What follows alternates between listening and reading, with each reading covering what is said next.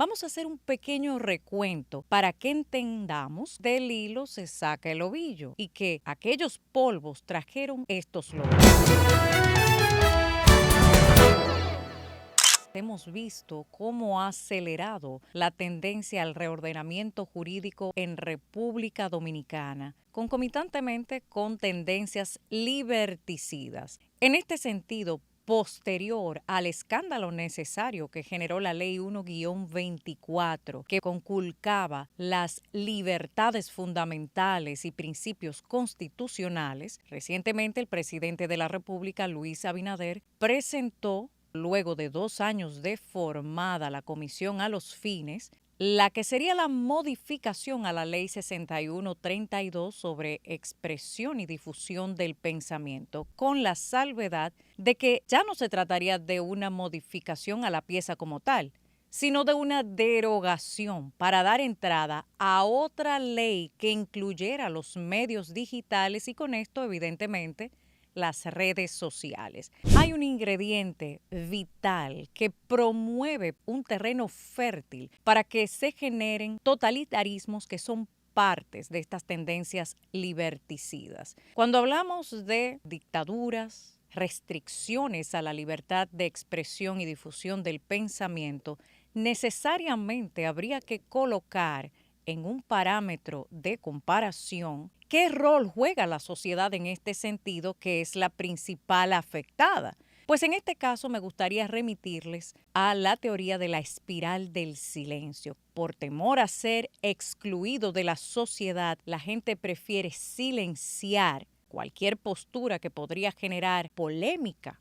Entonces, eso va empujando en la dirección de estas tendencias liberticidas. Y es que esa autocensura que deriva del silencio, lejos de encasillarnos en un conformismo social ante las embestidas totalitarias en perjuicio de la libertad de expresión, que es un derecho fundamental y como tal, ni siquiera debe ser regulado, porque si nos remitimos a tratados internacionales como la Convención Americana, en su artículo 3 establece con suma claridad la prohibición de la censura previa y las responsabilidades ulteriores. De manera que, si haciendo uso de su libertad de expresión usted incurre en algún delito como el de difamación, son los tribunales quienes se encargan de dirimir este asunto y no establecer, previendo a futuro lo que no ha sucedido, la censura.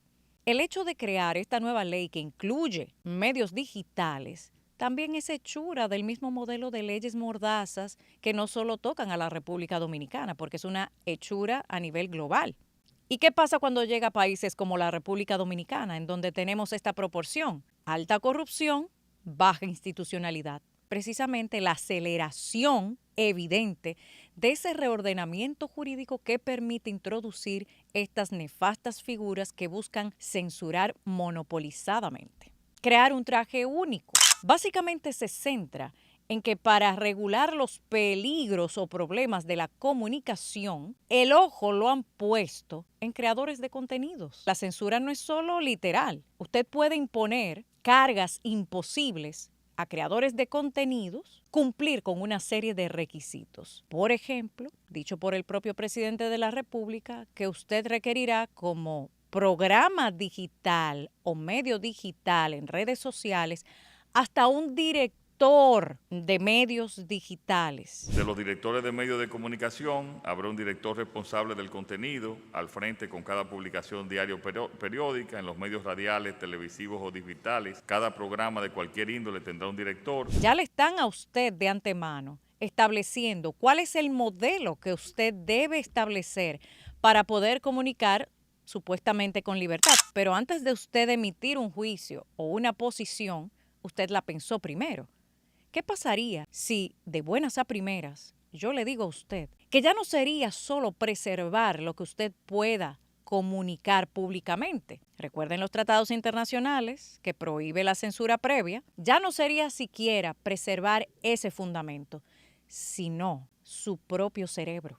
Hoy en día es un debate abierto sobre la protección de datos y leyes o marcos legales que permitan preservar hasta su información digital como la data. Pero, ¿Qué pasa si también tienen la capacidad de entrar a su propio cerebro? Probablemente usted lo remita a novelas o películas de ciencia ficción, pero ¿y si yo le dijera que la realidad supera la ficción? Para muestra un botón, remontémonos al año 2020, cuando el entonces presidente de Chile, Sebastián Piñera, en la licitación para 5G en este país, refirió lo siguiente. Es la posibilidad de que las máquinas puedan leer nuestro pensamiento e incluso puedan insertar pensamientos, insertar sentimientos.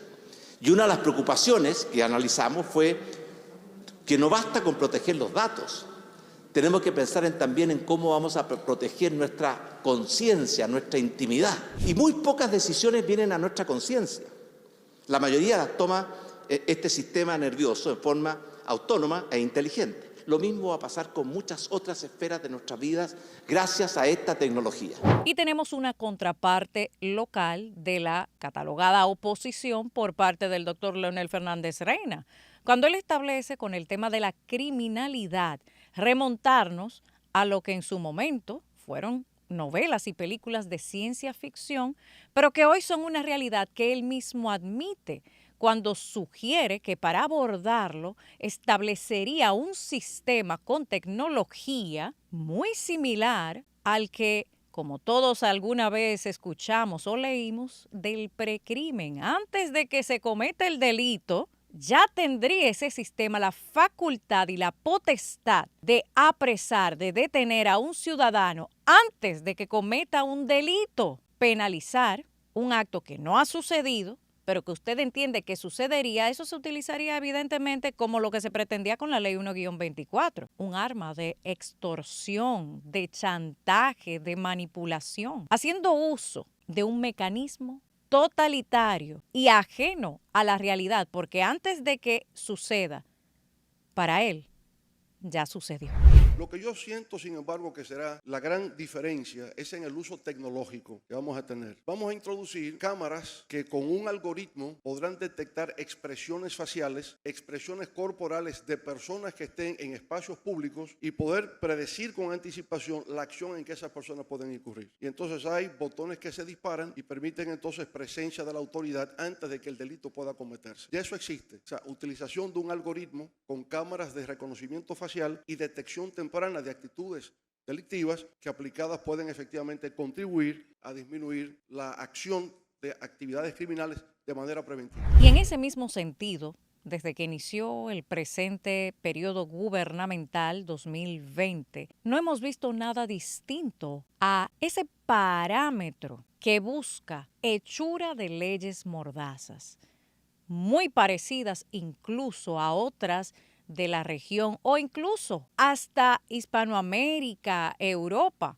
Veamos el ejemplo de la Ley 13-2022 de España. Establece puntos muy similares a los que propone el presidente Luis Abinader hacer, con la que supuestamente era la modificación de la Ley 6132, cuando en realidad es crear otra ley. Derogar esa para crear otra que pueda incluir lo que no pueden controlar. Si por temor a la exclusión social, un recurso que se ha utilizado históricamente para hacer del ciudadano un arma de manipulación masiva y se lo permitimos, tampoco podríamos quejarnos de los resultados en consecuencia. Así se instalan las dictaduras.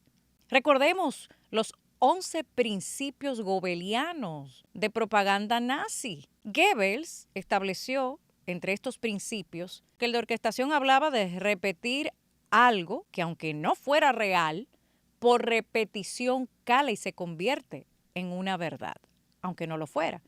Lo cual me hace también pensar en Chesterton cuando establecía que las falacias no dejan de serlo porque se conviertan en modas. Pero abro más el abanico porque a la altura que estamos en 2024 desde República Dominicana es necesario. Ya no solo hablamos de pretensiones o intenciones, ya tenemos una ley como la 1-24 que establecía en su artículo 13 que la figura del presidente de la República tenía la discrecionalidad de decidir si colaborar o no con el órgano persecutor del crimen y la delincuencia, el Ministerio Público, sobre corrupción administrativa y crimen organizado. ¿Cuáles han sido los más recientes casos en donde se ha colocado el ojo público tocando al gobierno. Y esos son los aspectos de los cuales la figura del presidente puede eximirse de acuerdo a lo que no es una idea, sino una ley. Por lo tanto, hay que recordar, todo lo que hizo Hitler en Alemania fue legal. Ahora bien, fue legítimo.